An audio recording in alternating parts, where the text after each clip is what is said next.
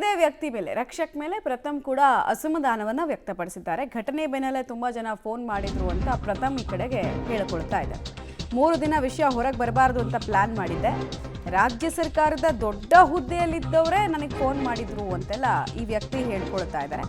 ಇಂತಹ ಗೂಂಡಾಗಿರಿ ನಡಿಬಾರದು ಅಂತ ಫೋನ್ನಲ್ಲೇ ಅವ್ರು ಹೇಳಿದ್ರು. ರಕ್ಷಕ್ ನಾನು ಇಬ್ರು ಕ್ಲಿಯರ್ ಮಾಡ್ಕೊಳ್ತೀವಿ, ನಮ್ಮಿಬ್ಬರ ನಡುವೆ ಯಾವುದೇ ವೈಯಕ್ತಿಕ ದ್ವೇಷ ಇಲ್ಲ ಅಂತ ದಾವಣಗೆರೆಯಲ್ಲಿ ಪ್ರಥಮ್ ಮಾತಿಗೆ ಸಿಕ್ಕಾಗ ಹೇಳದಂತಹ ವಿಚಾರ. ಇದೇ ವ್ಯಕ್ತಿ ರಕ್ಷಕ್ ಬಗ್ಗೆ ಆರೋಪ ಮಾಡಿದ್ರು. ಈಗ ನಮ್ಮಿಬ್ರು ವಿಚಾರ ನಾವು ಕ್ಲಿಯರ್ ಮಾಡ್ಕೊಳ್ತೀವಿ ಅಂತ ಹೇಳ್ತಾ ಇದ್ದಾರೆ. ಸೊ ಯಾರನ್ನ ಎಷ್ಟು ನಂಬಬೇಕು ಈ ಪ್ರಕರಣದಲ್ಲಿ ಅನ್ನೋದೇ ಪ್ರಶ್ನಾರ್ಥಕ ಚಿಹ್ನೆಯಾಗಿ ಉಳಿತಾ ಇದೆ.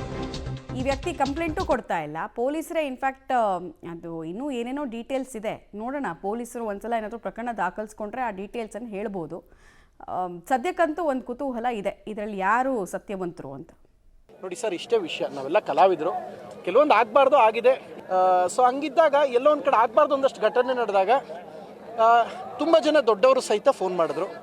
ಯಾಕೆ ನಾನು 22, 24 ರಕ್ಷಕ್ಕೆ ಒಂದು ಮಾತು ಹೇಳೋಕ್ಕೆ ಇಷ್ಟಪಡ್ತೀನಿ. 22, 23, 24 ಯಾವ ವಿಷಯನೂ ಹೊರಗಡೆ ಬರ್ದಿದ್ದಾಗ ಬಹಳ ಪ್ಲಾನ್ ಆಗೇ ನಾನು ಹ್ಯಾಂಡಲ್ ಮಾಡಿದೆ. ಯಾಕೆಂದರೆ ನನ್ನ ಉದ್ದೇಶ ಯಾರಿಗೂ ತೊಂದರೆ ಮಾಡೋದಲ್ಲ.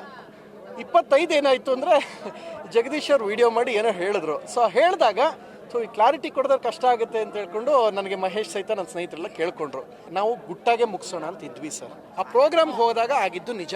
ರಾಜ್ಯ ಸರ್ಕಾರದ ಅತಿ ದೊಡ್ಡ ಹುದ್ದೆಲಿದ್ದವ್ರು ಕೂಡ ಇಂಥ ಗೂಂಡಾಗಿರಿ ನಡಿಬಾರ್ದು ಅಂತ ಫೋನ್ ಮಾಡಿ ಕೂಡ ಹೇಳಿದ್ರು.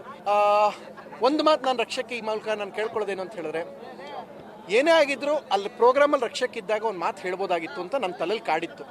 ನಾವು ಕ್ಲಿಯರ್ ಮಾಡ್ಕೊಳ್ತೀವಿ, ಈಗ ಏನು ಸಮಸ್ಯೆ ಏನಾಗಿಲ್ಲ. ಯಾವತ್ತಿಗೂ ರಕ್ಷಕ್ ನನ್ನ ಅತ್ಯಂತ ಆಪ್ತ ಸ್ನೇಹಿತ, ತಮ್ಮನೇ. ಬಟ್ ಒಂದು ನನಗೆ ಅದೊಂದು ನೋವಿತ್ತು, ಅಲ್ಲಿ ಜೊತೆಲಿ ಇದ್ದಾಗ ಒಂದು ಮಾತು ಹೇಳ್ಬೋದಾಗಿತ್ತ ಅನ್ನೋದೊಂದು ನನ್ನ ತಲೆಯಲ್ಲಿ ಕಾಡಿದ್ದು ನಿಜ. ಅದು ಬಿಟ್ಟರೆ ವೈಯಕ್ತಿಕ ದ್ವೇಷ ಇಲ್ಲ. ನಾವು ಸಾಲ್ವ್ ಮಾಡ್ಕೋಬೇಕು ಅಂದಾಗ ನಾವು ಆಮೇಲೆ ಇನ್ನೊಂದು ಏನು ಗೊತ್ತಾ,